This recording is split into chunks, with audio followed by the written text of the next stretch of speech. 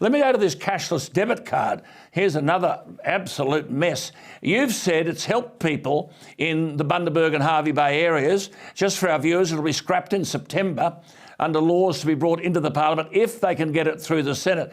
Now, you've got 6,000 odd people on the cashless debit card in your electorate. Has it worked? Absolutely, Alan. And the ANAO report that the Labor Party is waving around as justification actually has a table in it that says that it works, that it does reduce social harm, that it does ensure that people are buying the essentials of life and not grog or spending it on pokies. So Labor will always make decisions based on the ideology, never about practical outcomes or how you get to where you want to go. You've only got to look at the proposal for the Voice. Yeah, just for our viewers, under this debit card, 80% in certain areas, 80% of the welfare payments would be quarantined away from grog and gambling. Now, you've said in your area, and I've heard this elsewhere, that the card's had a positive impact on communities where kids are now going to school, they now have a lunch with them, they're getting the essential foods that they need, rents are being paid. Now, Amanda Rishworth said the card had caused people to feel shame and anguish. We're punishing them for being on welfare. I thought we were helping them, weren't we? Oh, absolutely. It's just a debit card. It looks like every other debit card.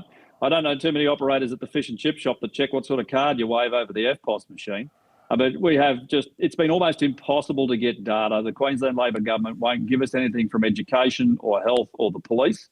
But what we do have is reports from school principals, for example, that when it was introduced, they almost halved their breakfast club and almost doubled the amount of kids doing extracurricular activities. Well, that will do me. See, if we're looking for outcomes, this is how it happens. See, I mean, Keith, whether you're talking about energy now or this thing, ideology seems completely blind. Amanda Rishworth says, I can't believe this, the cashless debit card users would, quote, regain the financial freedom they've been asking for. So, what would they be free to do? Spend it on grog and gambling. She said, oh, no, we'll help them with budgeting issues and voluntary income management.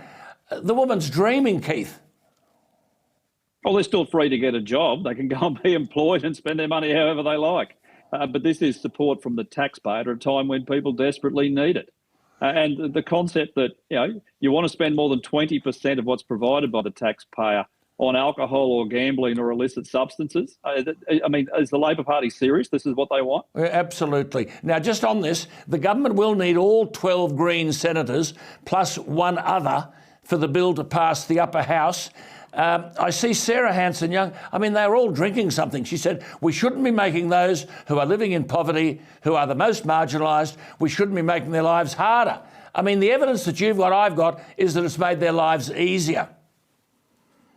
And it's strongly supported. It's supported by Indigenous elders and leaders and the people on the reference groups and all of those who are on frontline service provision who actually work every single day in this space, and the police in particular, but they can't speak out because they're members of the public service, which is run by the state. Yeah. So, look, I just think Labor's got this wrong. It's something which works. It's something which should be actually rolled out further, not gotten rid of, Alan. Will they get the numbers in the upper house, in the Senate, to be able to get the legislation through? Of course they will, yes. No doubt at all. The Greens have always been opposed. The Socialist Alliance out of Sydney is opposed. And once again, this is individuals in Sydney and Melbourne telling regional people what they need to do in their own communities. I mean, it's not them that lives there. With taxpayers' money. Always good to talk to you, Keith. We'll talk again soon. Great stuff. Common sense, which isn't common. Great to be. You too. Keep well, Keith.